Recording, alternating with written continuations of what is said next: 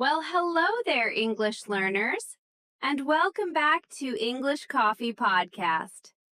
Grab your coffee, get comfortable, and let's talk.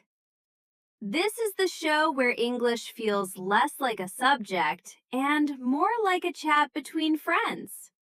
I'm Olivia. And I'm Jack, and together we're your two English friends. Not two teachers with a red pen, just two people who love this language and want you to feel good using it. No boring grammar lessons today. Just real talk, real English, real confidence. So, Jack, tell me honestly, how are you feeling this morning? Actually, a little embarrassed, Olivia. I gave a short work presentation yesterday, and my voice was shaking the entire time. Shaking? Why? I knew exactly what to say. I practiced it. But the second I opened my mouth, my brain said, "What if you say something wrong?" Oh, I know that feeling so well. And honestly, that story is the perfect way to start today's topic. Perfect timing, actually, because today we're talking about something almost every English learner asks us about: how to sound confident in English. A huge topic. And let's be clear about something right away. Confidence doesn't mean perfect grammar. It doesn't mean a native accent. It doesn't mean never making a mistake. No, confidence is something completely different. And today we're going to break it down.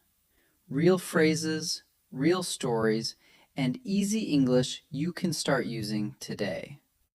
And of course, we'll slow down every important word and phrase so it really sticks. Listen, discuss, listen again. That's how we do it here. Before we start, one small favor. If this episode helps you, please like, subscribe to English Coffee Podcast, and send this to a friend who gets nervous speaking English too. Confidence grows faster when you're not alone. And stay until the end. We have something special for you, so don't click away yet. Okay, Jack, are you ready? Ready, let's go. Let's start with the main word, confident. Confident. Say it with us, listeners. Confident. When you're confident, you believe in your own ability, even if it's not perfect. The noun form is confidence. Confidence, the biggest misunderstanding people have. They think confidence comes before fluency. Like, once my English is perfect, then I'll feel confident. But it's actually the opposite, isn't it? Exactly the opposite. Confidence usually comes from speaking, not before it. You build it by doing the thing that scares you. That's such an important reframe. So let's talk about what actually happens in your body and mind when you feel nervous speaking English. First word, hesitate. Hesitate. To hesitate means to pause because you're unsure or afraid to continue. I hesitated before answering the question. Or, don't hesitate. Just try the sentence. I hesitate all the time.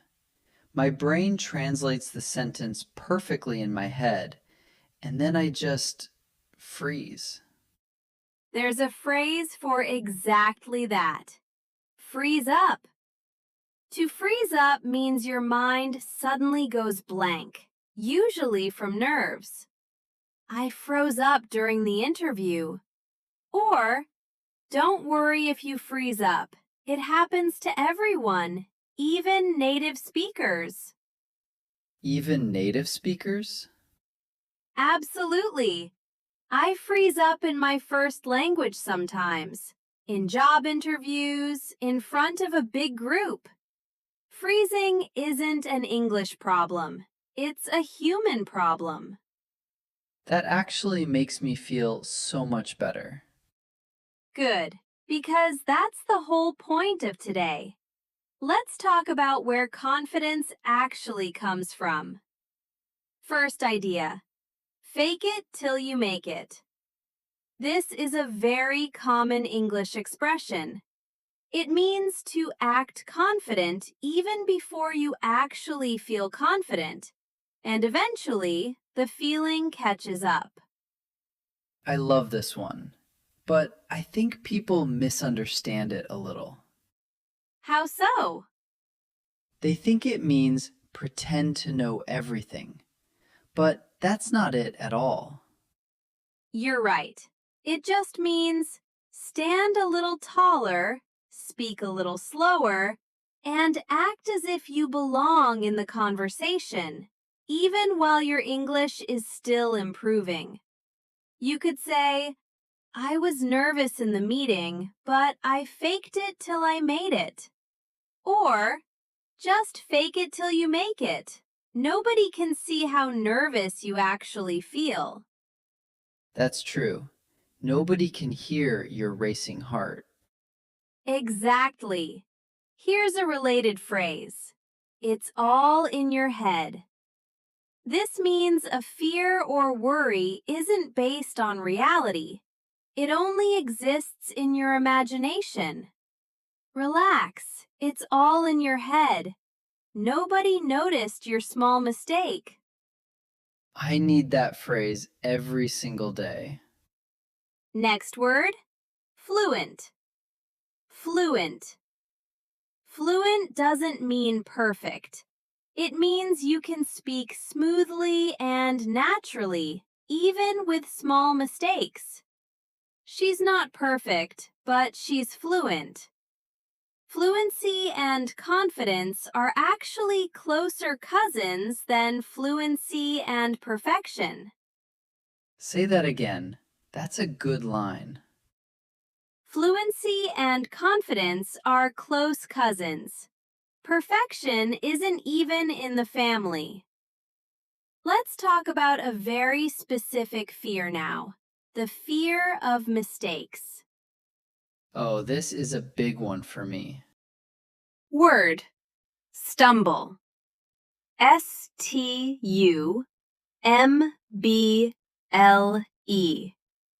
To stumble means to make a small mistake while speaking, like tripping over your words. I stumbled over that word. Or, don't worry if you stumble, just keep going. I stumble on the word vegetable every single time. Every time. That's such a relatable example. And here's the key phrase for moments like that. Keep going. It sounds so simple, but it might be the most powerful confidence tool in this whole episode. Say more. When you stumble, your instinct is to stop, apologize, and restart the whole sentence. But confident speakers do something different. They just keep going. A tiny mistake, a half-second pause, and then forward. That's actually what separates a confident speaker from a nervous one, isn't it? Not the number of mistakes, the reaction to the mistake. Exactly. Here's a phrase for that reaction. Shake it off. To shake it off means to let a small mistake go quickly instead of dwelling on it. I mispronounced a word, but I just shook it off and kept talking. Dwelling? Good catch. Dwell on something. D-W-E-L-L. To dwell on something means to keep thinking about it for too long, usually something negative. Don't dwell on one small mistake. It's already over. I definitely dwell on mistakes, sometimes for hours. Most learners do. But here's a comforting fact. The person you're talking to almost never remembers your small mistake. They remember how the conversation felt. That's such a relief to hear. Let's do a personal story now. Leo, tell us about a real moment you felt genuinely confident speaking a second language, or trying to.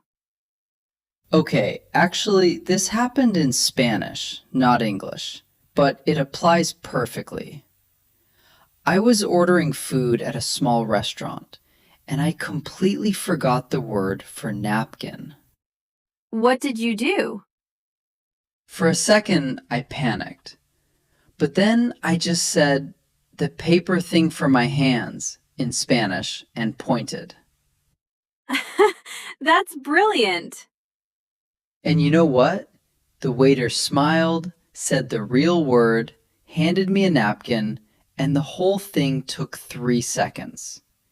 Nobody judged me. Nobody even noticed it was a big deal. Except me. That's such a perfect example of something we call working around a word. When you don't know a word, instead of freezing, you describe it a different way.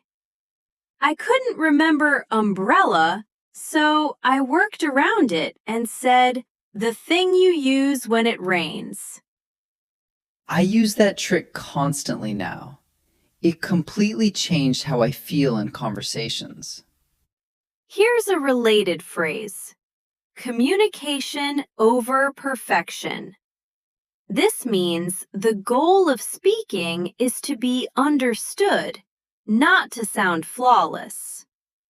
Focus on communication over perfection, and confidence follows naturally. That should be a poster on every English classroom wall. Let's talk about the body now, because confidence isn't only about words. Ooh, I like this part. There's a well-known phrase, fake confidence with your body. Simple things, standing up straight, making eye contact, slowing your speech down, can trick your brain into feeling calmer, even before you feel it internally. I actually tested this. Before a call, I stood up, put my shoulders back, and took one slow breath before speaking. And It genuinely helped. My voice sounded steadier immediately. there's a nice phrase for that steady voice. Speak with a steady voice. It means speaking calmly and clearly without rushing or shaking. Even though he was nervous, he spoke with a steady voice. I love that image. Steady, not perfect. Exactly. Confidence isn't loud, it's steady. Now, let's talk about something almost every learner does. Apologizing before speaking. Oh, I do this constantly. Sorry, my English isn't very good, but... That phrase alone can quietly damage your confidence before you even start the sentence. Really? Think about it. You're telling yourself and the listener, expect mistakes before you've said a single real word. I never thought about it that way. There's a better approach, a phrase we love here. Own your English. To own something means to fully accept it as yours, mistakes included, without apologizing for it. She owns her English, accent and all. Or, Stop apologizing. Just own your English. Own your English. That's powerful. Instead of, sorry, my English isn't perfect, try something like, I'm still learning, but let's talk. Same honesty, completely different energy. That small change in wording changes the whole tone of the conversation. Let's do our Say It Better section now, turning nervous, hesitant sentences into confident ones. I love this part. First sentence. Sorry, my English is bad. Very common, very self-critical. Say it better. I'm still learning English, and I'd love to practice with you. Much warmer, and honestly, more inviting for the other person, too. Next, I don't know how to say this correctly. Feels a bit stuck, a bit apologetic. That keeps the conversation better. moving instead of stopping Let it. me try to explain this a different way. I probably said that wrong. A very harsh, very final judgment on yourself. Say it better. Did that make sense? Let me know if I should rephrase. That turns a self-criticism into an actual, useful question. Next, I can't speak English well. A heavy, closed sentence. Say it better. My English is a work in progress, and I'm getting better every week. That leaves room for growth instead of shutting the door. Final sentence. I'll just stay quiet so I don't make mistakes. This one can quietly stop your progress for months, even years. Say it better. I'd rather make 10 mistakes than stay silent. That's a powerful line to end on. Small changes in language create small changes in confidence. And small changes in confidence, repeated daily, become a completely different speaker. Let's do our word tour now, quickly reviewing everything we learned today. Let's go. First, hesitate. To pause because you're unsure or afraid to continue. Freeze up, when your mind suddenly goes blank from nerves. Fake it till you make it. Act confident before you actually feel confident. It's all in your head, a fear that only exists in your imagination. Speak with a steady voice, speaking calmly and clearly without rushing. Own your English, fully accepting your English, mistakes and all, without apology. What a list! Did you catch all of those, listeners? If not, don't worry. Go back, listen again. Repetition is your friend. Okay, let's do our final recap. Today we talked about how confidence comes from speaking, not before it. We talked about not freezing up and shaking off small mistakes instead of dwelling on them. We talked about working around a word instead of stopping completely. We talked about faking confidence with your body, steady voice, steady posture. And we talked about owning your English instead of apologizing for it. Wonderful list and wonderful vocabulary too. Now, our community question of the day. What's one English word or phrase that always makes you freeze up? Tell us in the comments, and try writing it in English if you can. Even one simple sentence is great practice. We read every comment, and your answer might help someone else who freezes up on that exact same word. And if today's episode helped you feel even a little more confident, please like, subscribe to English Coffee Podcast, and share this with someone who needs a little courage to speak up today. You didn't waste your time today. You invested it in your English and in your confidence. This was English Coffee Podcast with Olivia and Jack. Until next time, keep going, own your English, and speak anyway. Bye, everyone. Bye-bye. Take care. Your progress doesn't stop here. Click the next video. More real conversations, more useful phrases, and more everyday English are waiting for you right now.